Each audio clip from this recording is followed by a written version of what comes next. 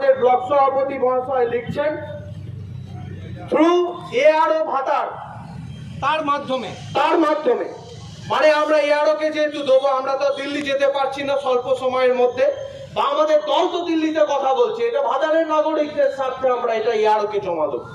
মহাশয়, আপনার নিকট আমাদের বিনীত নিবেদন এই যে গত কয়েক মাস ধরে পশ্চিমবঙ্গ জুড়ে যে ভোটার তালিকার নিবিড় সংশোধন প্রক্রিয়া চলছে, তাতে হাজার হাজার ভোটারের নাম যুক্তিযুক্ত অসঙ্গতি নামে প্রকাশিত তালিকায় বিচারাধীন বলে চিহ্নিত করা হয়েছে।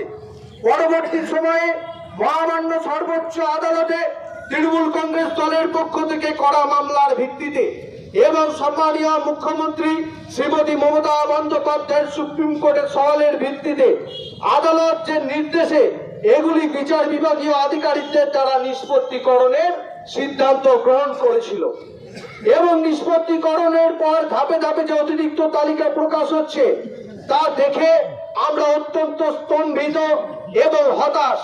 এখনো পর্যন্ত প্রকাশিত তালিকাগুলি লক্ষ্য করলে দেখা যাবে সেখানে 90% বেশি বিচারাধীন নামগুলিকে বাতিল করে দেওয়া হয়েছে, অর্থাৎ বর্তমানে তাদের আর কোনো ভোটাধিকার নেই। এদের মধ্যে প্রায় সকলেই বিগত নির্বাচনগুলিতে ভোট দিয়েছেন। নির্বাচন কমিশন কর্তৃক যে পাঠানো নথিগুলি সকলেই জমা দিয়েছেন, তার মধ্যে অনেকের পাসপোর্টও আছে। এই পাসপোর্ট আপনারা জানেন ভারতবর্ষের সর্বোচ্চ নথি নাগরিকত্বের, সেই পাসপোর্ট থেকে নামও বাদ দিয়েছে। তার মধ্যে আমাদের পূর্ত কর্মাধ্যক্ষ শফিকুল আলম আছে। এগুলি বাদ দেওয়া হয়েছে, যদিও বাতিল হয়ে যাওয়া নামগুলি 15 দিনের মধ্যে ট্রাইব্যুনালে আবেদন করার সুযোগ আদালতের তরফে দেওয়া হয়েছে। আবেদনে অনেকে করছেন বয়সজনিত, দূরত্বজনিত ও অন্যান্য কারণে এই আবেদন কার্য অনেকের ক্ষেত্রে কষ্টসাধ্য হয়ে উঠেছে। এই নিয়ে মানুষের মধ্যে তীব্র ক্ষোভের সঞ্চার হয়েছে। ভারতবর্ষ স্বাধীন হওয়ার আগে থেকে যারা বংশানুক্রমিক ভাবে এদেশে জন্মগ্রহণ করেছেন, আজ কল্পিত কিছু কারণকে সামনে এনে তাদের নাম ভোটার তালিকা থেকে বাদ দেওয়ার ঘটনার তীব্র প্রতিবাদ জানাচ্ছি। নাম বাতিল হয়ে যাওয়ার কারণে তারা যে শুধুমাত্র ভোট দিতে পারবেন না এমনটাই নয়, এর ফলে তারা বিভিন্ন সরকারি বেসরকারি কাজ, সুযোগ সুবিধা ও নাগরিকত্ব প্রমাণের ক্ষেত্রে তাদের জীবন অনিশ্চিত হয়ে পড়েছে। আইন ও সর্বোচ্চ আদালতের প্রতি শ্রদ্ধাশীল থেকে আপনার নিকট আমাদের এই শান্তিপূর্ণ গণতান্ত্রিক স্মারকলিপি প্রদান।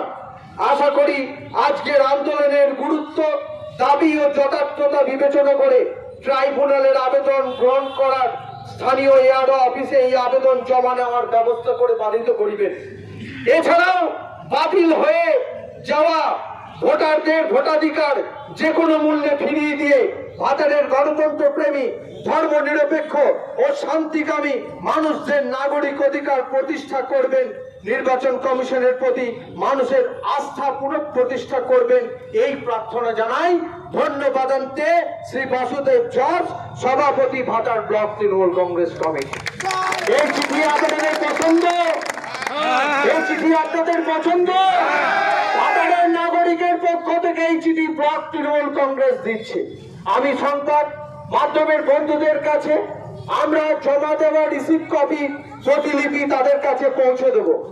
এখন আপনারা এই মিটিং এর কার্য চালান। আমরা দাবিটা ভিডিও টেবিলে তাৎক্ষণিকভাবে জমা দিয়ে রিসিভ করে নিয়ে আসি, তারপর আপনারা যানজট মুক্ত করে শান্তিপূর্ণভাবে ফিরে যাবেন। কিন্তু খেয়াল রাখবেন, আজকের আন্দোলন এখানেই শেষ নয়। দলের নির্দেশের অপেক্ষায় আমরা থাকবো। অযৌক্তিক ভাবে হঠকারিতা বশত এমন কোন কাজ করে বিজেপির পাতা ফাঁদে পা দেবেন না। বিনম্র চিত্তে এই আবেদন আপনাদের কাছে করছি। দায়িত্ব নিতে হবে, বদনাম ঘটাতে